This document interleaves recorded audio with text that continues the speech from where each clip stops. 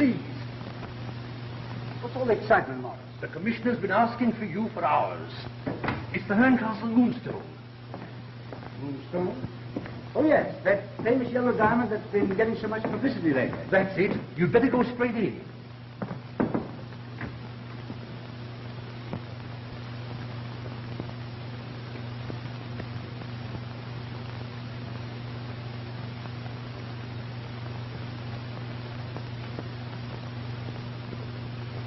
Wasn't this diamond supposed to have come from India, sir?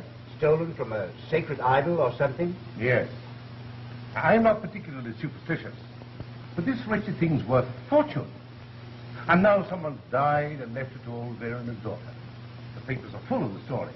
And by this time, every thief in England knows that Franklin Blake is taking it to her at Vandier Manor, 40 miles from nowhere, in the wilds of Yorkshire. It's certainly asking for trouble, and they'll probably get it. I know Sir John Verinder very well. Dreamy old scientist. So busy labouring for humanity's sake that he's let his affairs go to rack and ruin. In fact, he's practically broke. Too busy, I suppose, even to take the ordinary precautions about the Moonstone. Exactly. And that's what worries me. Of course, it isn't the business of Scotland Yard to go about warning people who are foolish enough to make themselves targets for all the thieves in the country. But Sir John's different. He's an old friend of mine. It's a personal matter. I understand, sir. But surely Franklin Blake will take every precaution. He's a very clever young lawyer, sir. Yes, Gustav, I know. But I don't want him to take any chances. And that's why I've sent for you. Thank you, sir. Now, you get in your car quietly. Drive up there and have a talk with Blake and Miss Verinder. Strictly unofficially, of course. I understand. You tell them some of our experiences with these famous jewels that have a way of leaving nothing but disaster in their path. Very good, sir. Is that all, sir? That's all. Good night, Captain. Thank you, sir. Good night, sir.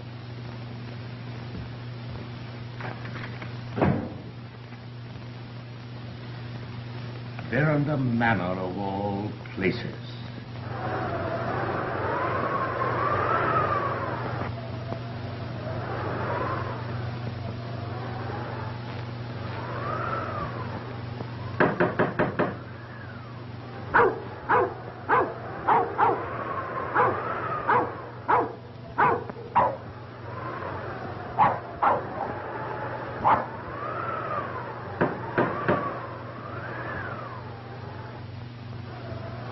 Sir John Verinder, please.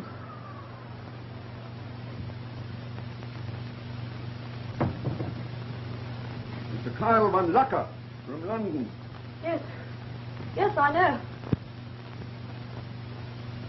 Why, Rosanna, what are you doing here? Please. Please, Van Lucker. Don't tell Sir John. The housekeeper. Yes, Sir John is in. Who shall I say is calling? Mr. Van Lucker from London. Is Sir John expecting you? No, but I'm sure he'll see me. Very good, sir. Come this way.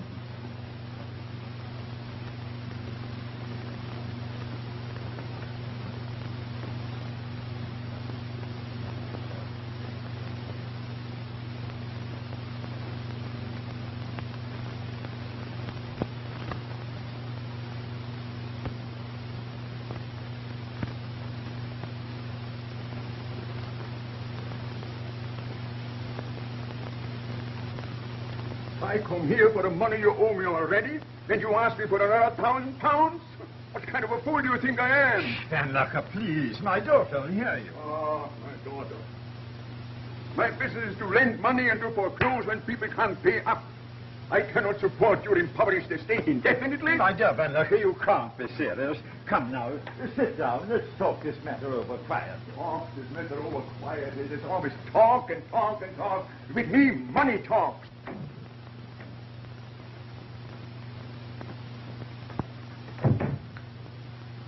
Doing here again? Sir John don't know it, but he's a double-dyed scoundrel, he is. Careful, Beatrice. Miss Ann's in her studio. She'll hear you. I know, Dr. Jennings. But it makes me that furious. Mark my words, no good will come of it. Anne, I want to talk to you. How soon are you going to finish? I'm almost finished. I've done this room over 7 times since Frank went away. Now I'm satisfied. He'll love it. Franklin Blake. You know, you'll never be happy married to him. Oh, don't be silly. Anne, you know I love you. I always will. And Oh, someday... Betteridge, be careful. You smudge my paint barging in like that. Well, I don't think much of it anyhow. Oh, Mr. Godfrey, I never thought as I'd bring up a child with no more sense than to go messing about with paintbrushes and things. You old darling. Betteridge never will grow up to appreciate our modern art. Art, you call it? Ah, it gives me the willies. Be careful now. Heavens, it's getting late. I've got to put these in Frank's room. So, do you mind crawling back into your book, you handsome worm? A worm. Not a very elevating comparison. Don't be an idiot. You're my cousin, aren't you? And a very noble one, too.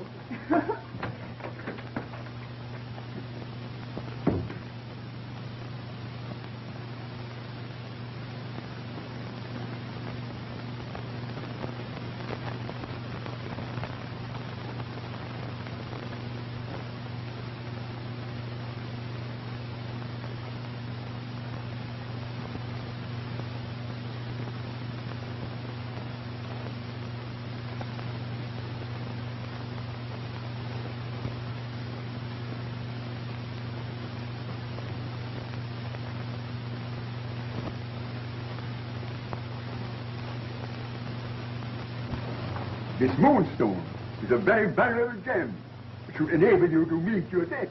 But it belongs to my daughter. Very well. I shall be glad to take it off her hands. In payment for the 5,000 you owe me, and let's say for 3,000 more. But do you assume that I would bargain with my daughter's property? Don't be absurd.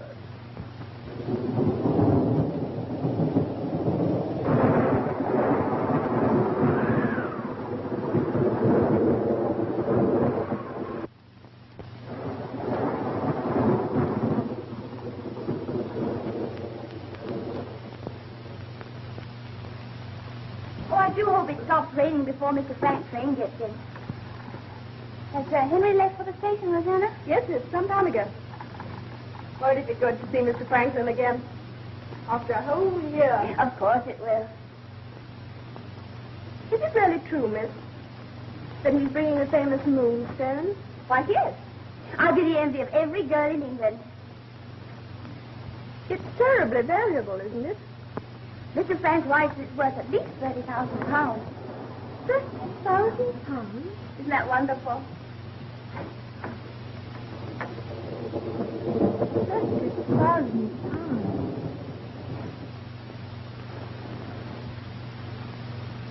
I give you 48 hours to pay up, or out you go. But Van Locker... That's final. Yeah, but you've given me no reasonable warning, no notice.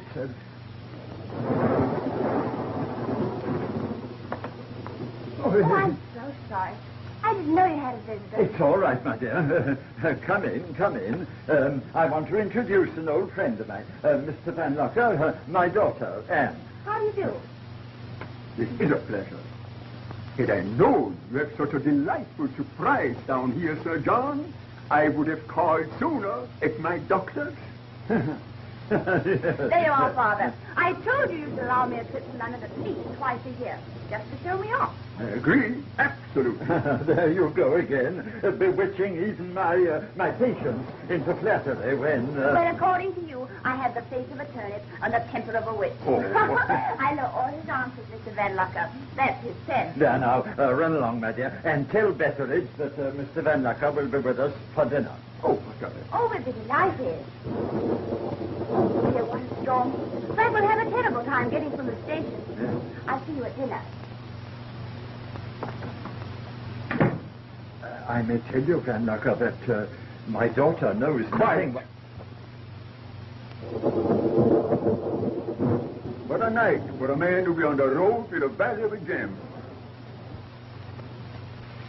Anne, this Van Lucker, the notorious moneylender who figured in the theft of the Wallingford pearls 2 years ago? Possibly.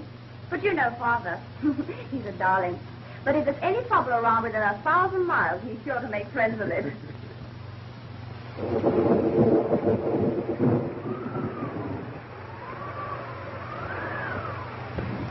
Oh, hello, Beveridge. Hi. All the better for seeing you, sir. And you, Roseanne, how are you? Fine, thank you, sir. Lord. Frank. Lady must be took to the skin. Oh, no, I'm all right. Anne! Oh, Oh, darling. oh, it's so good to have you back. It's been a century, hasn't it? 2 centuries. 3 centuries. A dozen centuries. Hello, Godfrey. How are you? Splendid, thanks. Oh, Godfrey's down for a holiday. Oh? He came down from London yesterday.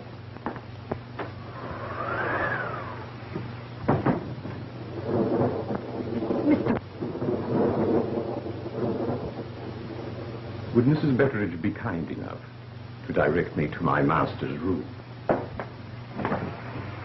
Henry, Mr. Franklin will occupy the same room.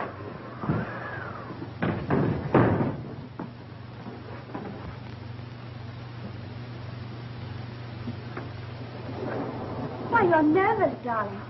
You're not ill, are you? Oh, it's nothing. I'm just worn out trying to sleep with one eye on this thing. There.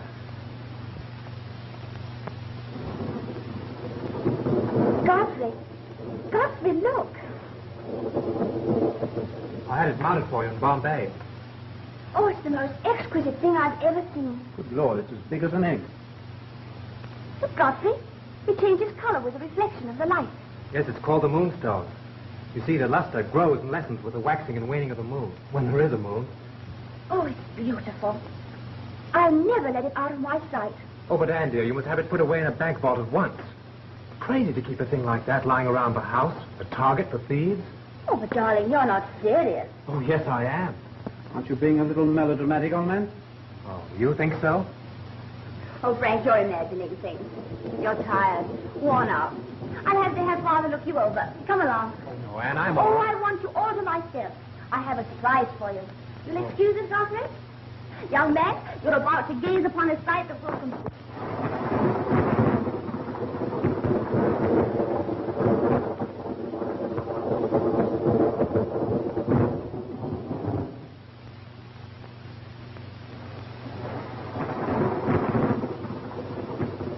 Oh, Godfrey, will you turn on the wireless? Get Paris or Daventry. They have such splendid programs. I'm sorry, but the storm might interfere. Why, son, the stone is so beautiful. It almost hypnotizes me. It is beautiful, isn't it? May I? Certainly. The coloring is magnificent. I've never seen such perfection in any stone. Frank said it's perfect. There you are, my dear. Thanks, Godfrey. Oh, what a night to go back to London. Oh, but you can't think of leaving in this storm. We'll be only too delighted to put you up. Oh, if it's not too much of an imposition. Oh, nonsense. Rosetta, we'll put Mr. Van Lucker in the room adjoining Mr. Godfrey's. Yes, miss. I tell you, your nerves are out of order. What you want is fun, a good fun. They're at it again. Frank loves to see his father. What you need is sleep, plenty of sound sleep. And in your condition of nervous strain, nothing but medicine will help you to it. I'm sorry, sir. But a glass of ordinary hot milk and a good bed will turn the trick for me. Eh, what?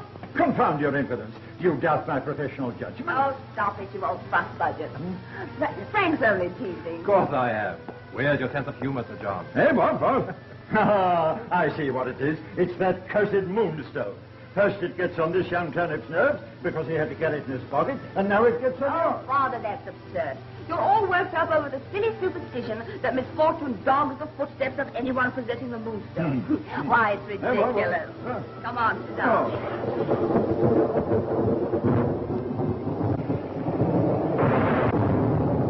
Oh, for God's sake. What sort of foolishness is this? Turn up the lights. It's a storm. What is that? Godfrey, the candles! Oh, my child, there! Anne, darling, what is it? On the moonstone! Someone's taken it! What? Oh, confound it. Someone get a light. Rosanna, Bentley. Candles are on the wireless, Godfrey. Are you there? Right, I have it. Anne, are you all right? Frank, Father. My dear, what is it? Sit down over here, dear. My child, what is it? What is it? Your light! More light! Are there any candles in the hall? Yes, sir. Yes, sir. Sweetheart, what happened? My dear. They smashed it when the lights went out. But this is absurd. There was no one in the room but a group of friends. But there seems to be a thief among us. What sort of business is this? In my house? Oh, Father, please.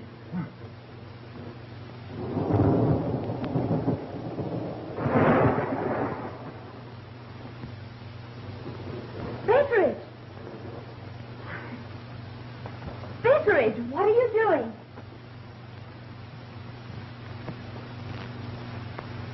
Are you sure there's enough light now, miss, to keep a sharp eye on everyone?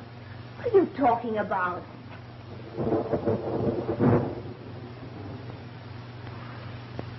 The moonstone. Aye, snapstick. Or you wouldn't have it now, miss. Lights don't go out for the sake of going out. And I got my suspicions. You old darling. You've been reading mystery novels again. Oh, she's an old idiot who got us into a mix-up like this. Get out, get out, get out. I've half a mind To give me my notice. Well, after saying it for 40 years, I've a good mind to accommodate you. And the sooner the better, the sooner the better. No, you can't mean that. You can't Now mean... will you be good? Oh, she's an impudent old wretch, but she knows I can't do without her, confound it. And you know you love it. You see? Even Betteridge.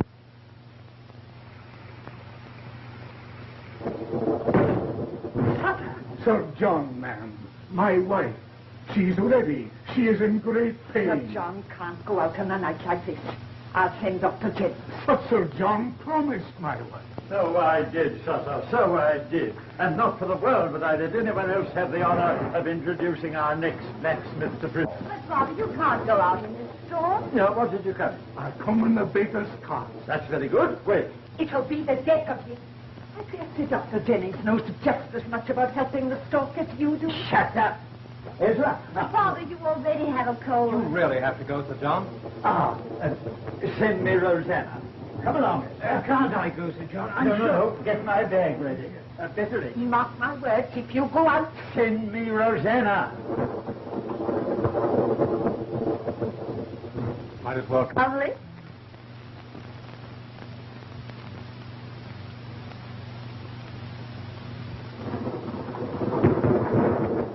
Forbidden by Act of Parliament for babies to arrive on a night like this. Oh, stop fretting, Betty. Father promised he wouldn't venture back until the storm cleared. All the same, he'd have a fit if he knew you were sleeping with that thing under your pillow, instead of burying it down in the cellar or something. Oh, don't be silly. You speak as if this were a hotel or a railway station full of thieves. It might well be, for all my suspicions. Be careful of the paint, Betteridge. It's still wet.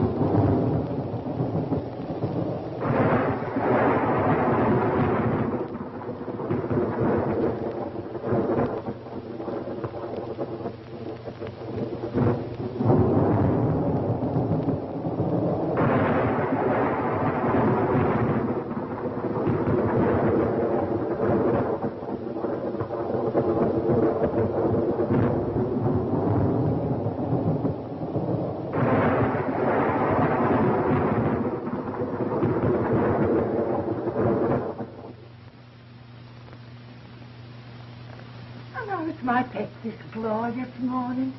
My, it's a treat to see the sunshine. What's the matter, dearie? The moonstone.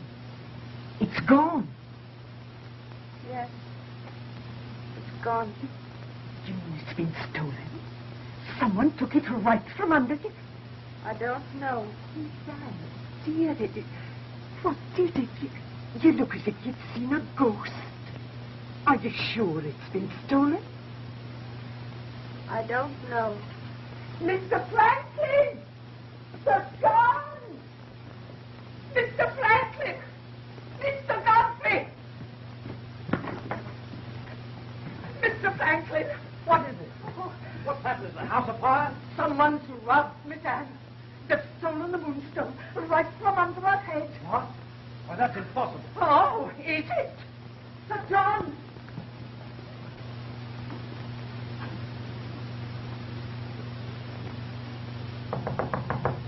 Sir John! Sir John! Anne, don't look at me like that. Tell me what happened. I don't know. Miss Anne!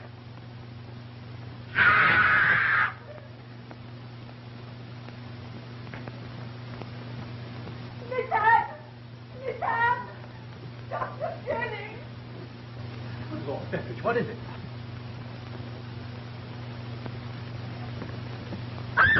Father! Oh, Father! Father! It's murder. It's that cursed moonstone. Dr. Jennings, quick. Oh, Ezra. Ezra, he isn't dead. Steady, darling, steady. No. He's alive. Pneumonia, I think. Franklin, give me a hand. He evidently tried to help himself and collapsed. Oh, my darling. Look at his clothes, they're soaked. Hot water, Beveridge, and turn the switch on the sterilizer. I can't. The electric current's off. Then boil some. Hurry. And clear the room, please. Clear the room. Anne, darling. Oh, get out. All of you, get out. Anne. Oh, can't you understand plain English? Dr. Jennings said clear the room.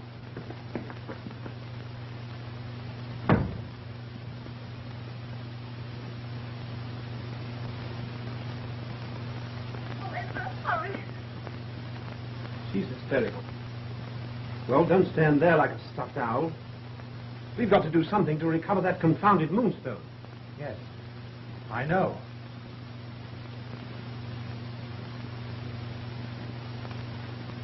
Scotland Yard. I'll try and get Inspector Cuff. He's a friend of mine.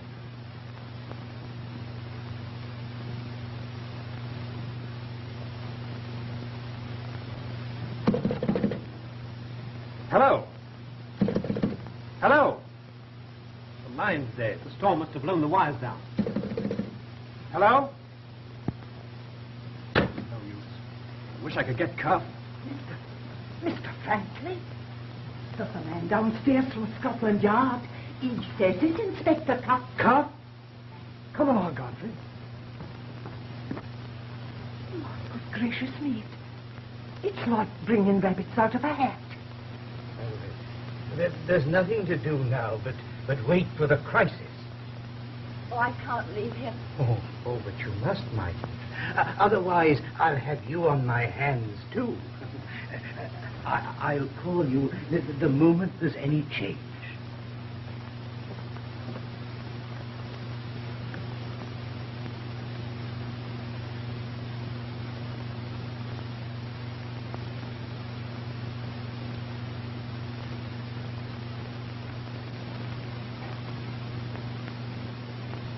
You say the smear was not there last night when you left your mistress? And that the paint was wet? Yes. Mr. Blake, you found all doors and windows securely locked from the inside? Yes, Godfrey and I checked them personally, Inspector. Then I must ask everyone here to submit to an examination of their personal belongings. Would you mean you think you'll find paint on some garment worn by the thief? Precisely. Sir, Do you mean to hint? Oh, we're not hinting anything, Betteridge. We're merely facing facts. The Moonstone's been stolen. We've got to find it. May start with my things, Inspector. Mine too, Inspector. Miss Anne? You are a police officer? Oh, Anne, this is Inspector Cuff from Scotland Yard, Miss Verinder. The inspector's a friend of mine. We appreciate your assistance, Inspector, but I will not permit an inspection of my personal belongings. As you say. Of course, Miss Verinder. But I'd like to ask one question. Do you happen to know anything about this smear of paint on the door? Might you have done it by accident yourself? I know nothing about that. Anne, darling.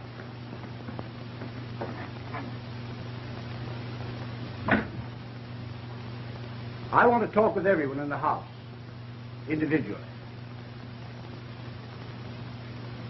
I'll begin with you. Yes. In here, sir? No, down in the drawing room. Yes.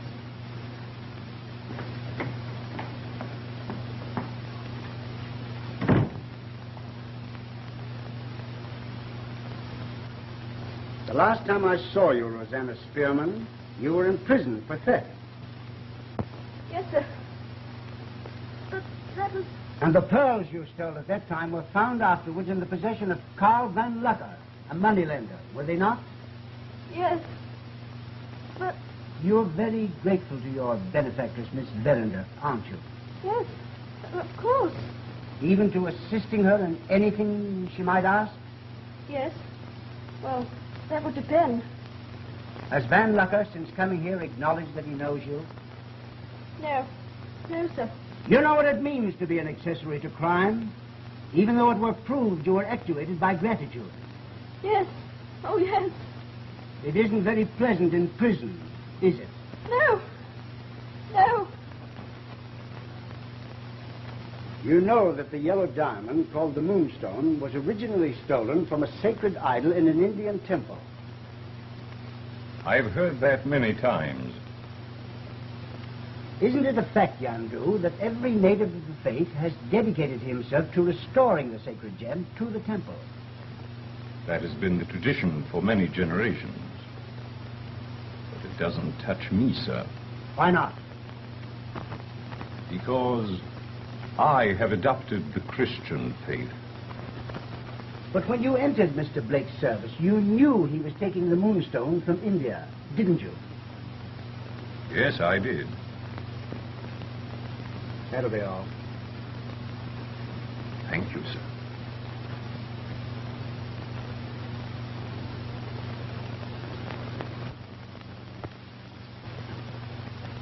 Mr. Blake tells me you're a dealer in rare books. That is correct. Rather a losing business these days, isn't it? Yes, when one refers to it as a business. Fortunately, my private income is sufficient to dub it a hobby. During depression. Oh, you have a private income. But surely it must have diminished considerably with those terrific losses you've been suffering lately by gambling. What? Yes. Well, that's my private affair, which can't possibly have any bearing on this situation. No, of course not. But if you were better fixed financially, you'd feel more at liberty to urge Miss Verinder to marry you. Well, I hadn't looked at it in that light. But it's an idea. Now, he owes me £5,000, and I came here to collect all for clothes. On account of that storm last night, I happened to be under this roof when the Moonstone disappeared. Now, I suppose now you want to ask a lot of crazy questions about it. Go ahead. I am a good listener. Yeah. Have a cigar. Thank you. Just 2 questions, Lucker. Only 2? Well, let me off easy, huh? Do you happen to know if Miss Verinder is aware of her father's business with you? No. I don't think so. The old fool said she isn't. Why didn't you acknowledge that you knew Rosanna Spearman, the housemaid, when you entered this house? Why should I do anything to make it hard for that poor little kid who wants to go straight? I never knew you to be brimming over with the milk of human kindness, Van Lucker. I imagine there are a lot of things you don't know about me. Is that all? That's all, for now. Thanks. You're welcome. Sir John was called out last night. Yes. What time do you think he'll return? Oh, I should say between midnight and 2 o'clock. Your real name isn't Jennings. It's Crofton, isn't it? How did you discover that? Yeah, it's my business to remember faces. And you were a pretty big man in your profession 20 years ago. Yes, as you probably know, there was a great tragedy in my life. It was only with Sir John's help that I was able to overcome it. You're assisting him with your knowledge of drugs and the compounding of his new anesthetic, aren't you? Yes. You know that Sir John is in financial difficulty, and that the value of the Moonstone might help to put him back on his feet. I'm not familiar with the doctor's private affairs. Now, perhaps if you'll excuse me, Inspector, I'd better get back to Sir John. Naturally, your patient comes first, Doctor. But I'd expect to resume this talk later. Yes.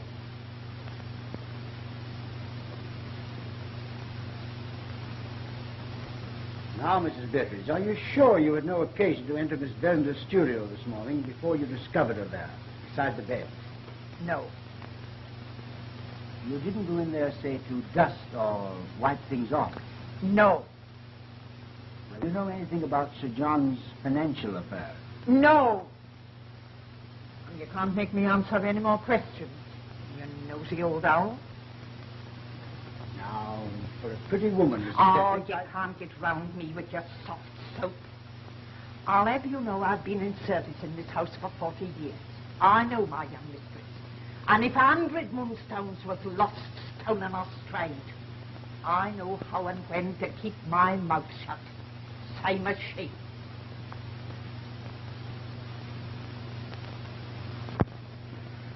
I'm cold. I'm cold. What is it, Doctor? Shh. He's delirious.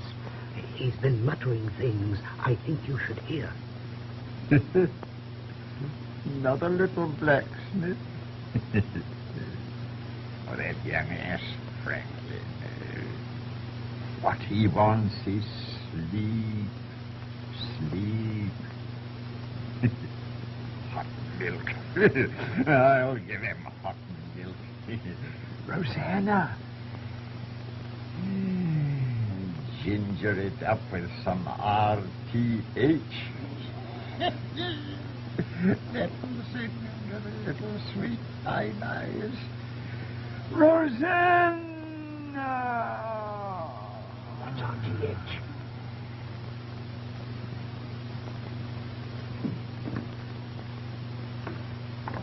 What is this RTH? It's a powerful drug to induce sleep and calm the nerves, yes? On the other hand, a slight overdose might produce a strange stimulating reaction. Last night, I saw Rosanna take Franklin a glass of hot milk. Now, it's quite possible that such a... Dad, I see what you mean. Get Mr. Blake and Miss Verinder. Hurry. Wait, Betteridge, wait, Betteridge. I have a plan, but it involves a scientific problem, which I will explain to you later. Tell Miss Ann to come here as soon as she can, without letting Mr. Franklin be aware of it. Miss Verinder can be of great use to us, as I will explain to you later, if you agree with my idea.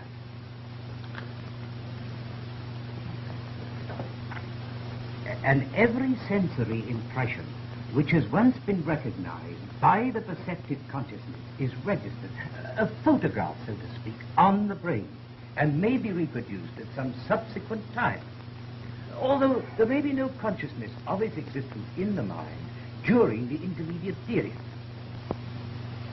Do you mean to say that if we gave Blake another dose of this, enough to produce the stimulating reaction, that he'd repeat what he did last night? That he'd do everything he's totally unaware of now? Would he take a substitute for the Moonstone and do exactly with it what he did with the real one last night? There's no telling. It's just an experiment. What do you think, Inspector? I'd say try it. Certainly. By all means. Jim, mark my words, you're going to make a fool of somebody. Unlike us not it yourself. Oh, quiet, Bettridge. I can't guarantee to produce identical reactions because I don't know exactly how much of this Sir John gave him. There's no danger, Doctor. Oh, no, it's only dangerous if it becomes a habit. Sounds to me like DT. Oh, Bettridge. How are we going to give it to him without his knowledge? That's simple. Betteridge will conveniently remember his hot milk. Heaven knows we'll need it after a day like this. Come on, darling. Oh, it's just ridiculous. I never heard of such a thing in all my life. And while you're about it, Doctor, could you give a good stiff sleeping potion to Mrs. Betteridge?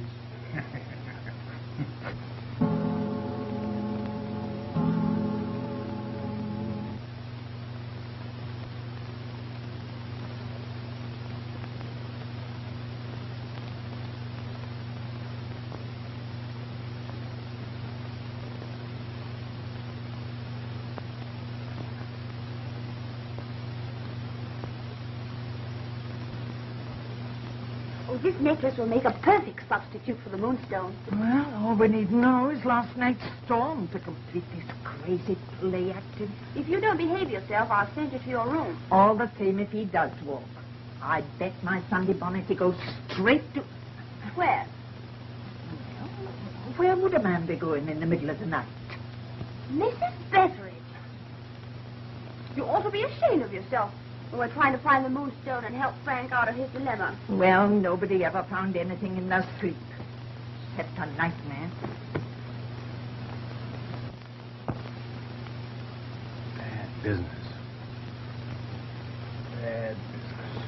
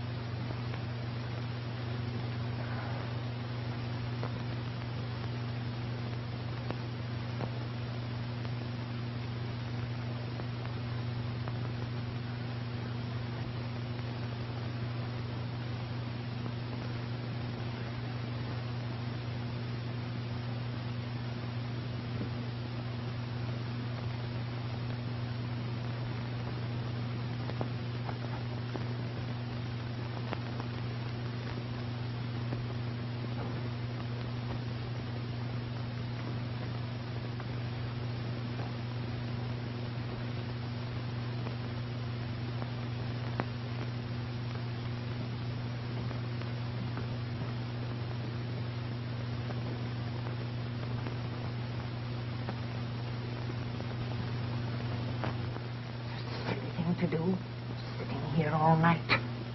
Nothing's going to happen anyway. Quick, get behind the curtain. All right. Be quiet. Stupid thing to do.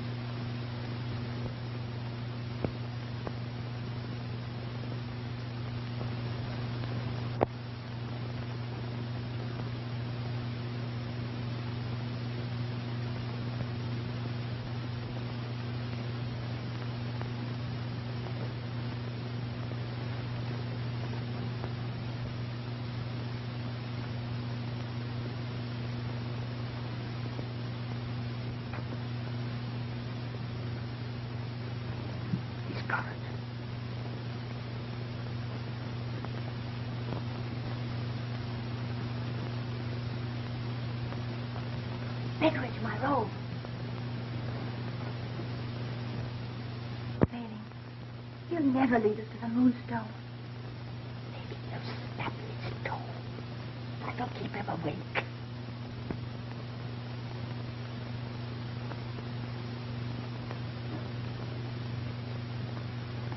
Ezra,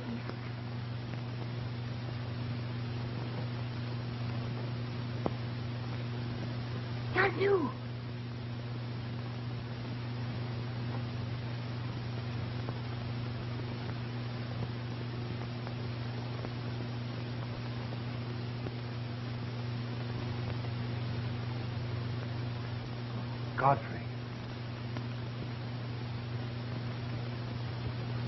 Godfrey, take this wretched thing. Hide it. The place is full of thieves.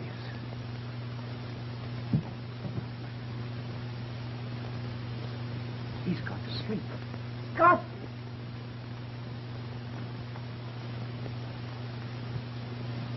Godfrey and Van Lucker.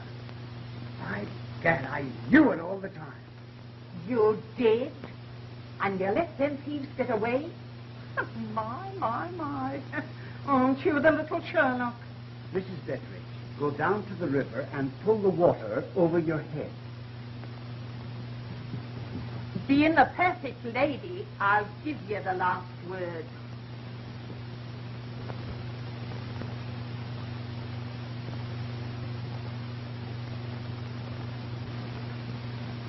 Your reservations for Holland, sir, according to your telegram. Did you wire Amsterdam? Yes, sir. De Groot phoned half an hour ago to say that he could cut the stone immediately. Have you got it, sir? No.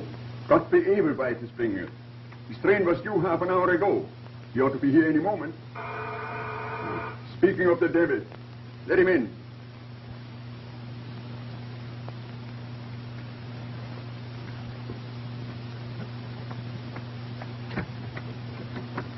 Here, hold your horses.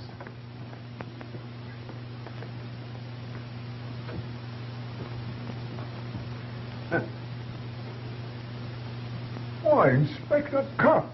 You made good time from Yorkshire, didn't you, Van Lucker? Holland, eh? Here, wait a minute. Robin, let Mr. Godfrey Ablewhite in.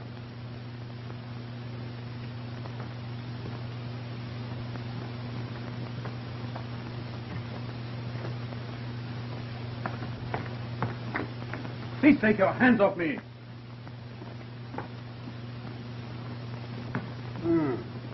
15,000 pounds.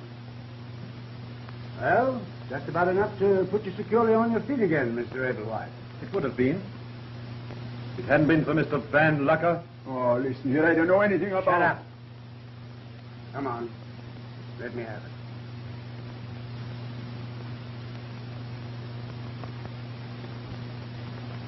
Well, there go my matrimonial prospects.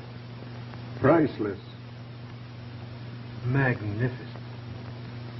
You gentlemen are not trying to sell this to me by any chance, are you? All right, Robbins. Take him away.